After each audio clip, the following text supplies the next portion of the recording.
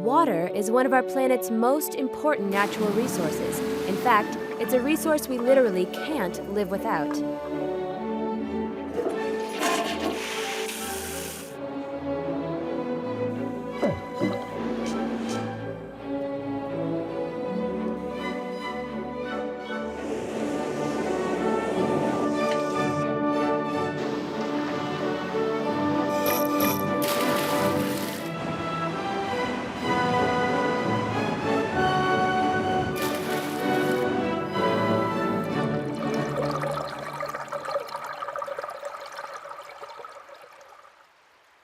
How much do you really know about water? Did you know there's as much water on the Earth now as there was when the Earth was formed? There will never be any more or any less.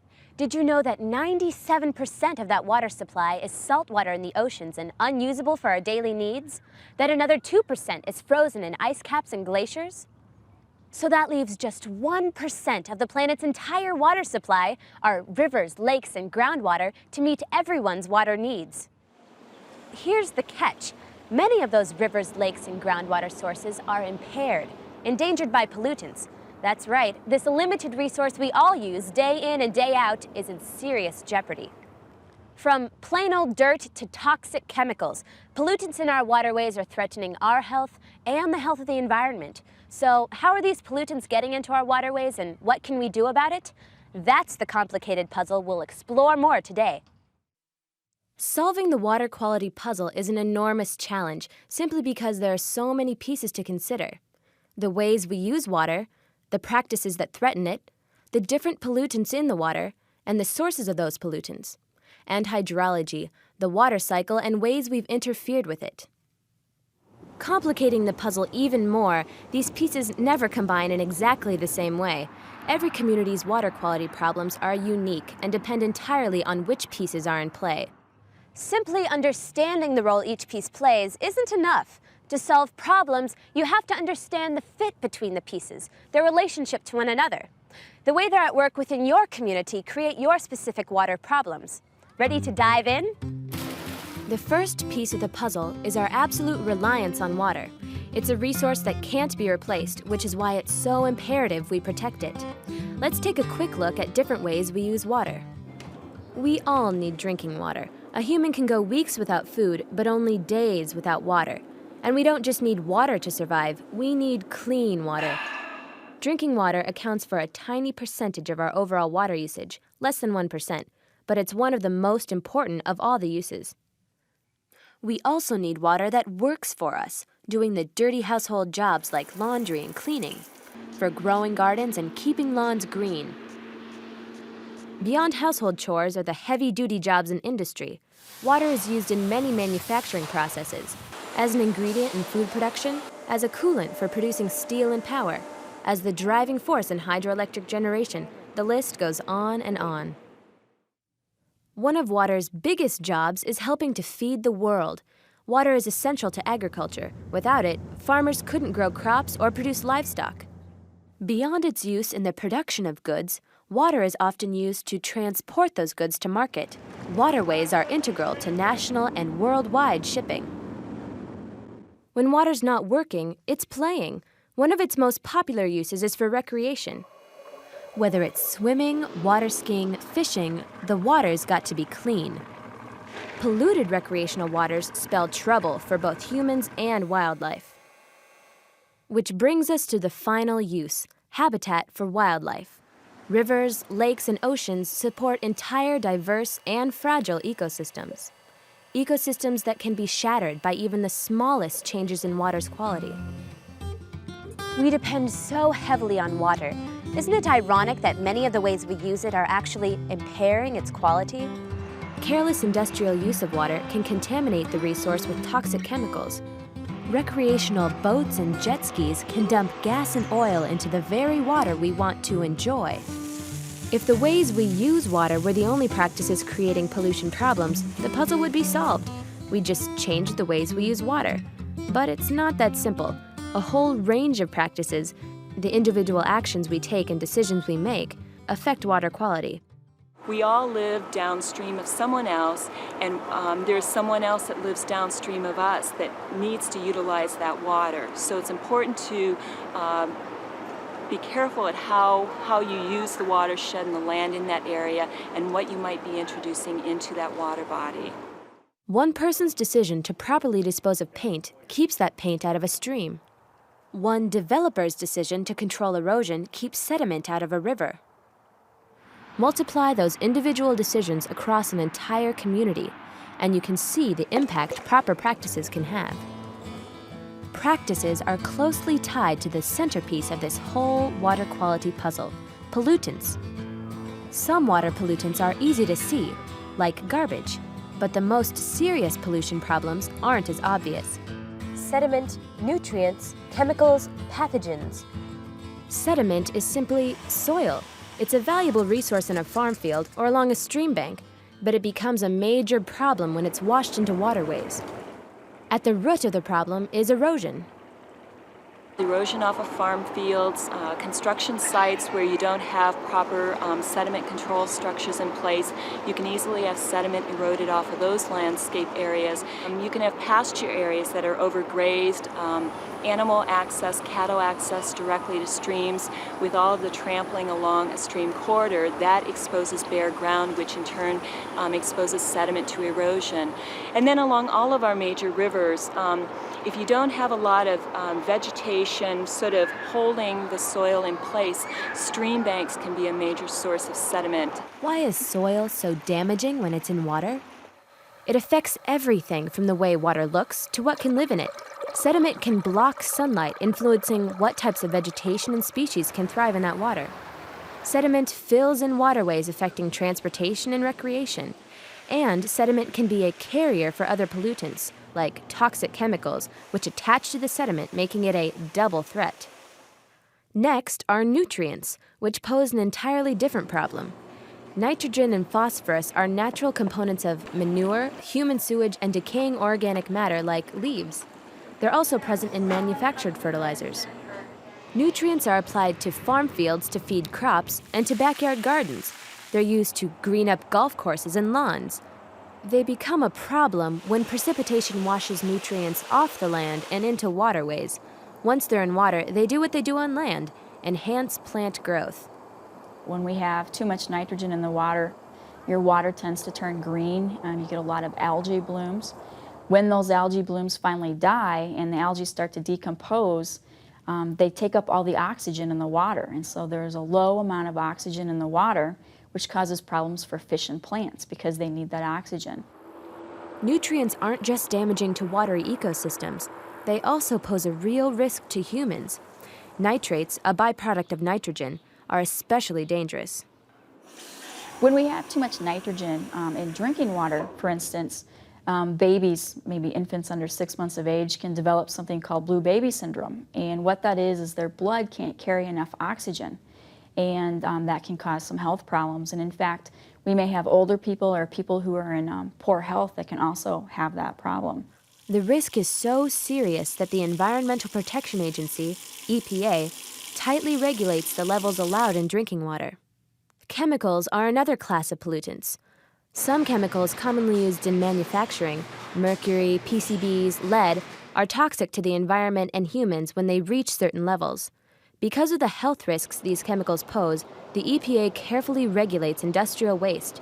Special permits govern the disposal of toxic chemicals, but spills, accidents, and improper disposal mean they still get into waterways. The problem isn't just industrial either. Think of the toxins around your own house: cleaners, paint thinners, pesticides, oil. Improper disposal of just 1 gallon of oil can impair 250,000 gallons of water, about the amount of water in this pool. Agriculture also relies heavily on chemicals like herbicides and pesticides. Their application needs to be carefully controlled to prevent contamination of water.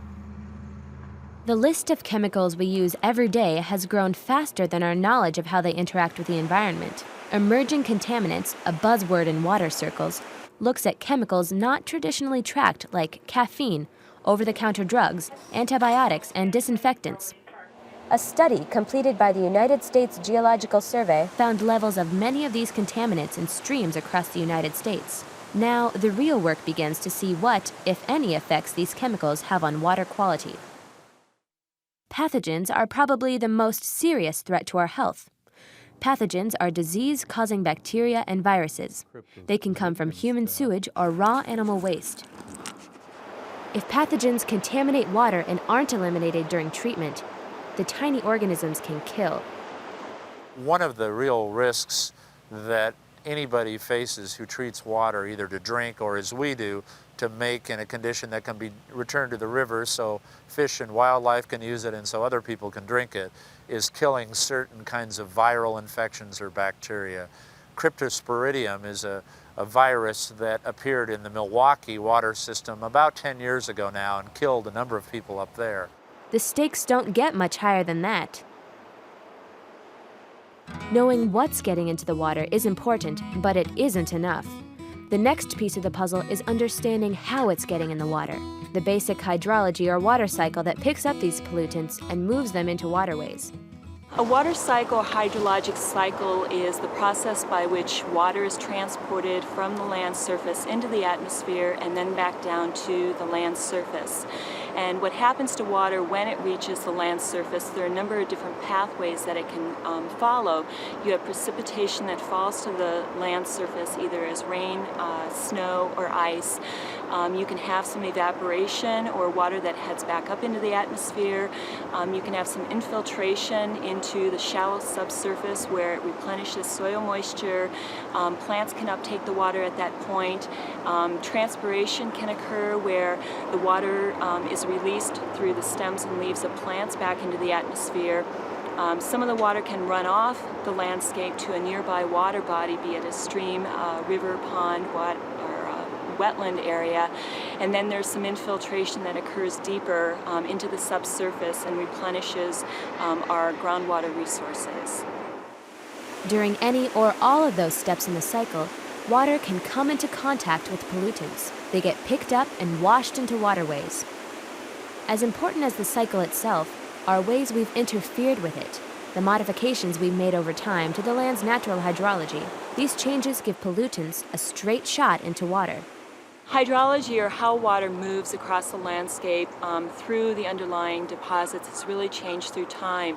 If we take rural areas, for example, so many acres in Iowa have been tiled, and what tiling does is you're inserting tiles 3 to 4 feet beneath the ground surface, and what that does is it drains the landscape and then funnels the water directly to a nearby stream. So it's speeding up the movement of water off the land surface into a nearby stream. These agricultural modifications essentially short-circuit or sidestep nature's intended plumbing system that includes wetlands, vegetation, and soil. These natural filters slow down water's movement, allowing more time for pollutants to filter out of the water. It's not just agricultural modifications that short-circuit the system. Urban areas with acres of concrete, steel, and asphalt do the same thing in a different way. I believe we now have what I call a runoff-driven hydrology. So when rain now falls on a roof, on an asphalt parking lot, on a concrete road, it can't absorb. Instead of absorbing, water runs over these solid surfaces, picking up pollutants like sediment and oil. The runoff moves back to waterways or flows down stormwater drains, which dump directly into streams and rivers. The last piece of the puzzle we'll look at, the sources of pollutants. Almost any place, anyone, or anything is a potential source of pollutants. That's why water quality experts group sources into 2 main categories: point sources and non-point sources. Point source discharges are discharges that come from a fixed pipe. It'd be like a wastewater treatment plant that would be discharging a wastewater into the stream. Point source pollutants used to be the biggest water quality problem in the United States. The Clean Water Act of 1972 addressed the problem. By laying out strict regulations controlling levels of discharge, the act effectively plugged the pipes. Now, the final frontier for water quality is controlling non-point source discharges. Non-point, there is no one particular pipe that would be able to be identified as the discharge. It is just kind of an overland flow of the water that goes into the little creeks and drainage ways that ultimately end up in the river. Regulations that worked so well on the point source pollution problem are next to impossible to implement on a case-by-case basis, making the non-point source problem much tougher to solve. So there they are: uses, practices, pollutants, hydrology, sources. I know. You're wondering what that final piece of the puzzle is. Well, stick around. With all these puzzle pieces to consider, pieces that are always shifting and changing, how are water quality problems ever addressed? Good question.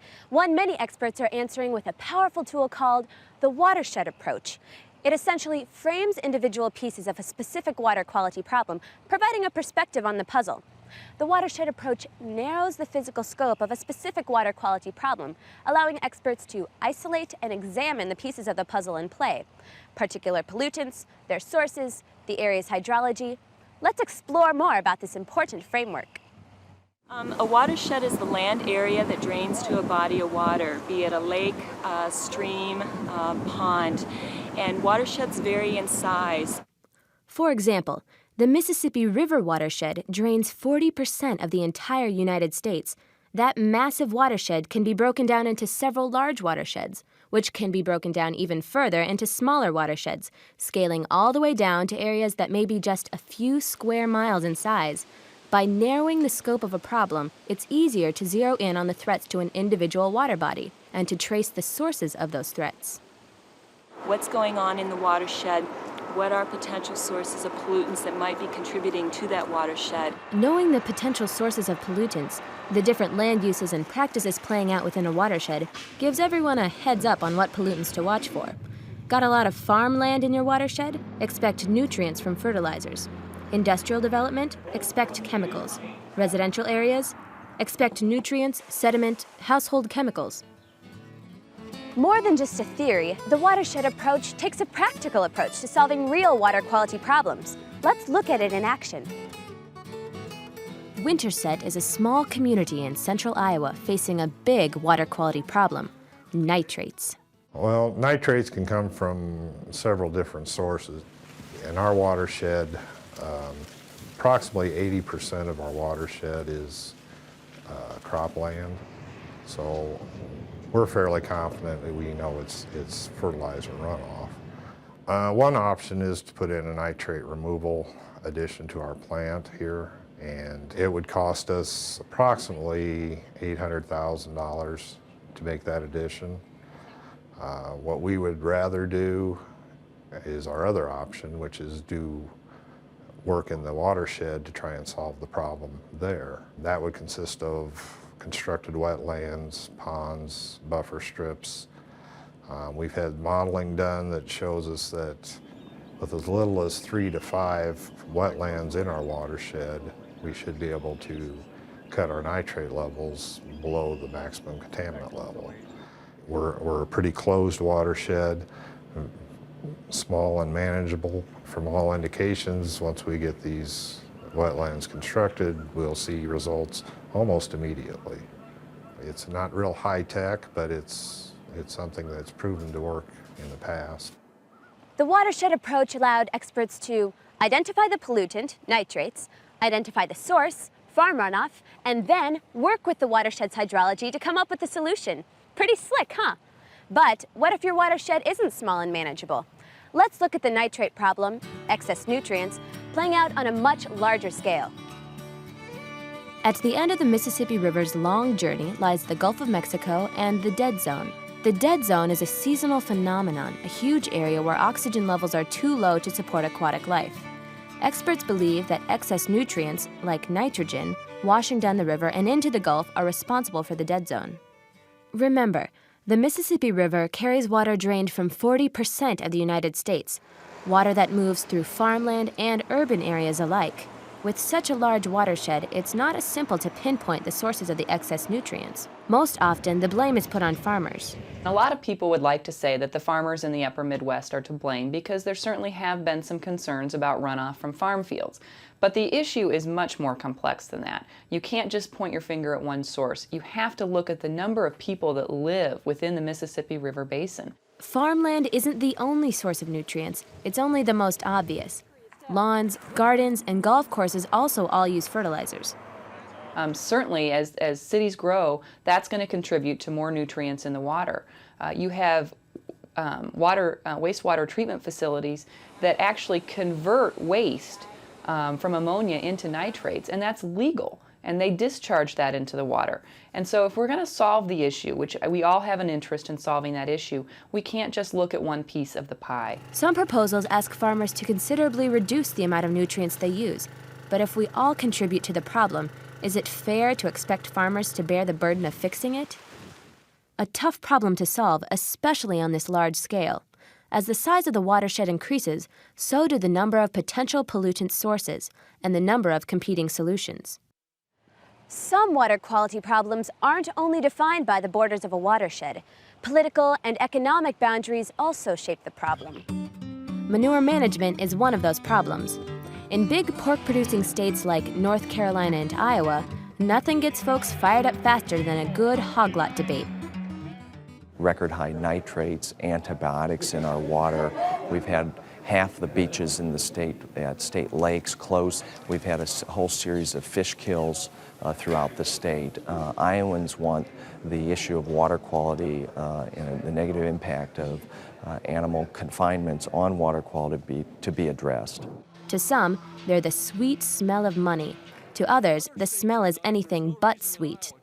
Large animal confinements represent a major shift in farming, from small family operations raising a few hundred head to large confinements raising thousands of animals at a time. Critics say the sheer concentration of animals makes the farms major environmental hazards to the air, the land, and, you guessed it, the water. Most of the stink, at least where water quality is concerned, centers on the way hog confinements manage manure, a potential water pollutant. The farms raise thousands of animals, which produce tons of manure. The most common way to manage the manure is to store it in earthen lagoons.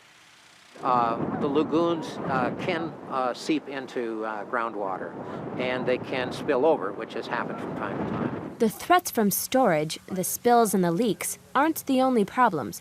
Farmers use manure as fertilizer for their fields, and whether the manure comes from a large operation or a small one, it has to be applied correctly. You know, you can be a small farmer and still screw up the groundwater. We know that from history. But the one factor in which scale does make it more difficult to protect the water quality is that when you concentrate a lot of animals in one place, then it becomes economically difficult to spread that manure over enough land so that you don't over-apply it. And that, in turn, of course, is a threat to the water quality. The more hogs you have, the more manure you have, and the more land you need to absorb it. Over-application results in runoff, which can put two major pollutants right into the water: excess nutrients, or worse, pathogens, both of which are found in animal manure. In Iowa, manure runoff is thought to be a major contributing source of bacteria, which forced beach closings during the summer. So if these operations are such a threat, why doesn't the state just shut them down? Two reasons.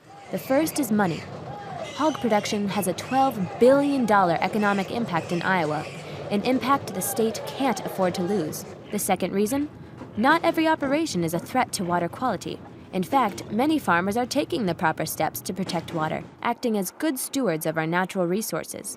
Alan Burt and his family run a large hog operation in central Iowa and take protecting water very seriously. My role as a farmer with the water is, first of all, there's no more water ever being created. What is here is here.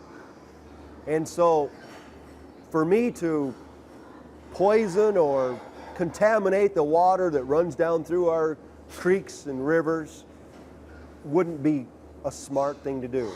Burt says his operation goes the extra mile to keep manure on the land and out of the water. We try to maintain a small amount of tillage so that our manure doesn't leave the farm. We put up grass waterways, buffer strips. We plant a lot of trees. All of which are examples of recommended best management practices, or BMPs. Unfortunately, not every farmer uses those BMPs. Because of political and economic influences, there are no simple solutions to this problem. Legislation, regulation, management changes, new technologies, they're all options that could help keep animal manure from threatening water. When it comes to water quality, farms get a lot of the focus, but urban areas contribute their fair share of water pollutants too. All the puzzle pieces are in play. Uses, practices, pollutants, sources, hydrology, this piece of the puzzle is easiest to identify in an urban setting. The shift from grassy natural areas to pavement and asphalt everywhere. Urban resource conservationist Wayne Peterson says that this is one piece of the puzzle we can affect dramatically by employing green development. The definition of green development that I like to use is development that does not create or add negative environmental impacts. I believe that we will see designs of new development start to incorporate more focus on how are we going to manage water and how is water going to move off of this landscape in a post-development setting. Peterson envisions a return to a more natural hydrology for urban areas. Having water moving through the system properly in a sustainable way is kind of the foundation of an ecosystem. And if you've got a bad foundation on a building, it's probably gonna crumple over time. And if you don't manage water properly, which is the foundation of the ecosystem, I believe all other aspects of that ecosystem will tend to unravel. I know we're not going to turn the whole world back into prairie, of course, but I do think we can understand how water might once have moved through this natural or native ecosystem. And I think we can design new developments that will mimic the way that landscape functioned, even if it doesn't look like it once did. Knowing which piece of the puzzle to target to create the greatest change can have the greatest effect on your problem. Which brings us to the final piece of the puzzle. You. Individual responsibility for water quality is the key to solving this puzzle. Awareness of the problem isn't enough. It's only when that new knowledge is put into action that we'll begin to see a difference in our water's quality. An idea these kids have taken to heart. They're the Environmental Club from Davenport West. Their city sits on the bank of the Mississippi River, but they monitor nearby streams, checking for nitrates, phosphorus, and the water's general health. I was curious to know how Iowa's water, like how clean it was since we're drinking it. The club reports their results to a statewide citizen-based group monitoring water's quality. It's really important to get involved in this sort of thing, and most people, they wouldn't think of doing something like this, people our age, to know that I'm doing something that helps the environment. It's a good feeling. It doesn't matter where you live. Don't just sit there, make a splash, get involved. Identify which pieces of the water quality puzzle are in play, then take action. Change a personal practice, monitor a stream, educate a neighbor. It's up to you, the most important piece when it comes to solving the water quality puzzle.